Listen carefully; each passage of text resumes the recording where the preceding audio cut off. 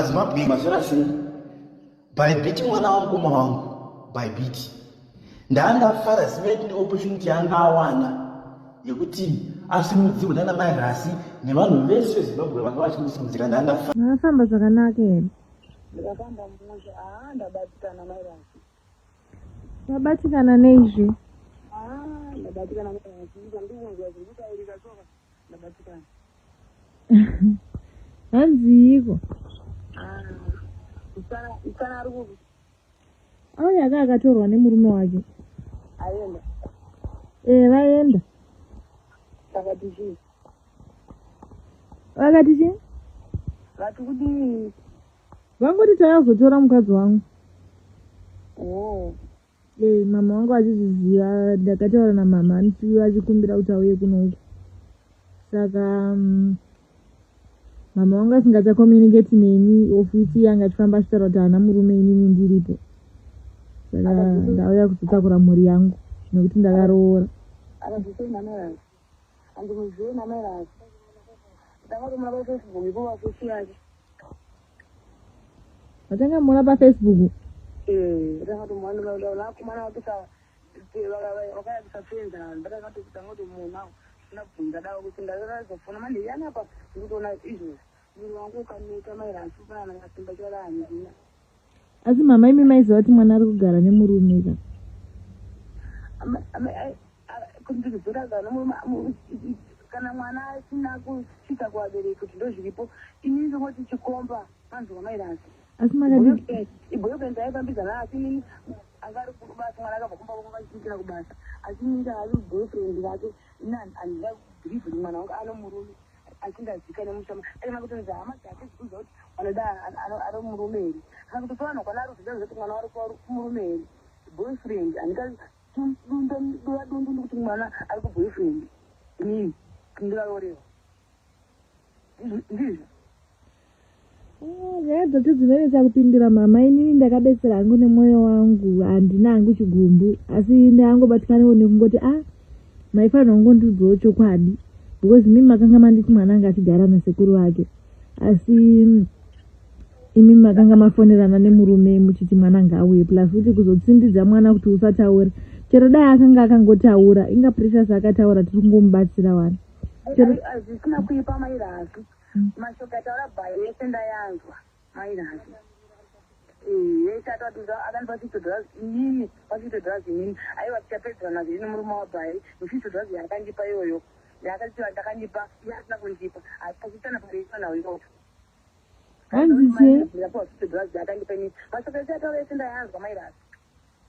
Saka aiwa ataurira kupi because panapa hanambo alright murume wabhayi wachanzi ndakabvisa tsvakirai kuno $50.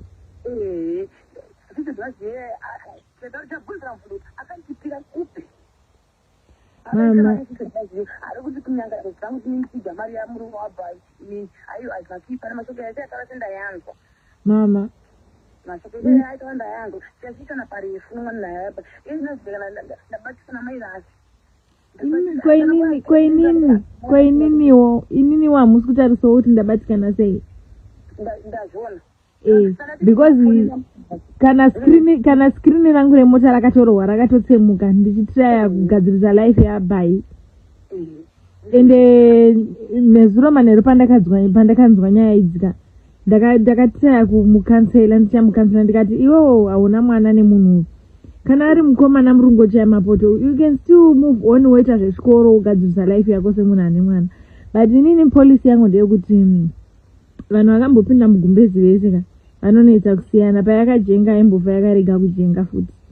Ende inini kubatsira kwandaiita mwana mama yanga ingori nyaya yevhidhiyo yaya papasina something chekutoti zvinotaura vanhu zvokuti handizvoni ndanichibenefita from mwana. Inini handibhadharwe neFacebook page rangu harina kumonetizwa, it's not monetized. Asi mimi muri kunoku mamessages aitaurwa nevanhu maisa maona here mama, vanhu vachingotaura ndichingonyarara kuti mungu andokubvunzai. But kungoti zvinhu zvinongo anzi kuna manyanga hariputirwi, kana pane chaingovapo inini chaingofanira kungobuda pachokwadi because inini ndinowanzoda kushanda nevanhu vanongotaura vanongataura chokwadi. Pakatoresveka pakatoresveka. Tangofesa reality. Mashoko yataurika iyoyo hazina zvisina kuipa. Inini ndoona wekuti amba nerano wangu mwana. Because yati inini ndakuda kuenda inini handisi ndakuda kuenda nemurume wangu. Because zvaitika ndoti ndifanda pinda mutaunda ngoti ngavasangane because ndandisina nidze kuti ndisangane navo vaite nyaya dzavo. Murume wangu andiuza kuti kana nyaya dzacho dzakusvika kudai so you don't be involved munyaya dzakadai so. Saka ndanga ndisina mvumo even ndatomuona murume wacho ndatombomuresa paatozonditi izvo ndakuenda nemurume wangu ndikati iwo kana wafunga kuenda nemunhu wako hazvitoti uende uchisa hembe dzakuumba kwangu shandei munotora chihembe ndopatazoti ayewa futi vanhu vakazokuona ndisisana iwewe mangwana vanhu vazotanga kutaura makuva kuti akanetsana mairasi vakazorovana vakazotukana ngatikliye nyaya iyi munhu wese achiziva because nyaya wagara wangotongo ato celebrity ina am not a celebrity but it is a celebrity. Saka kana wangobuda mumaoko wangu nyika ngaingozva kuti wabuda mumaoko wangu inga mai vako vachienda kumusha vakaoneka vakati mwana ndakumusiya namairasi. Saka nyika ngaingozivawo kuti chii wabuda mumaoko ako auya nemukomana anonzi Clive wauya naye.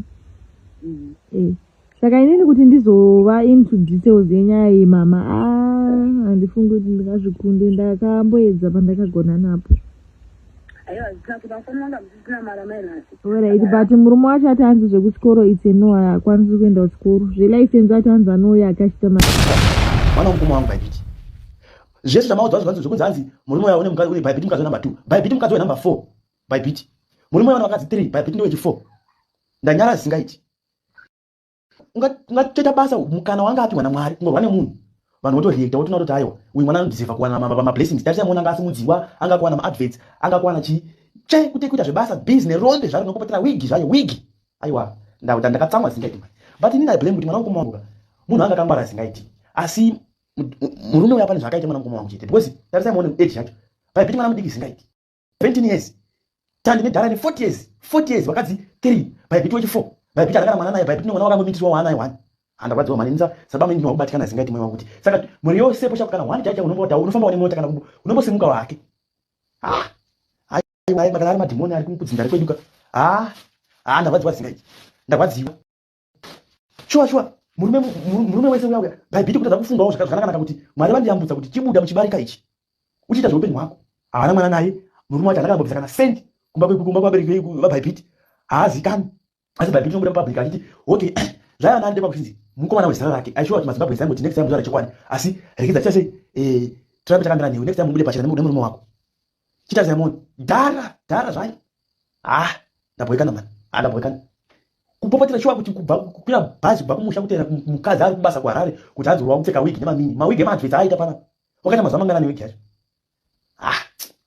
nyonda nyadziswa mani ndiri kuboekana zingaiti Bhaibhiti wandinyadzisa mwana mukoma wangu mai vaya makakurira munhamo unoziva Bhaibhiti Mwari vaya vakubudisa munhamo tsve peji yacho haana kana monetization hauna kana kwati zvimari zvawaipuhwapuhwa apa hazvina kwazvinosvika zvinomona ndiwaniromberia zvitoteka zvose kuti tsvai wotanga kutambudzika wozodemba kuti ndakatevedzera rasi kana zvaitara mhuri yeZimbabwe handingadinda pane mistake but inenge yatoo late manje because maZimbabwe vasana vakapusa katotema nawo kana vakozvikadziwa vanhu vanokubatikana mwoyo wese chitaisaonekwa zvaita manje chii chawaita hapana ndatsamwa zingaiti Bhaibhiti wandinyadzisa mwana mukoma wangu wandinyadzisa shuwa kuti ena murume wakadzi 3 iwoita kuti 4 hauna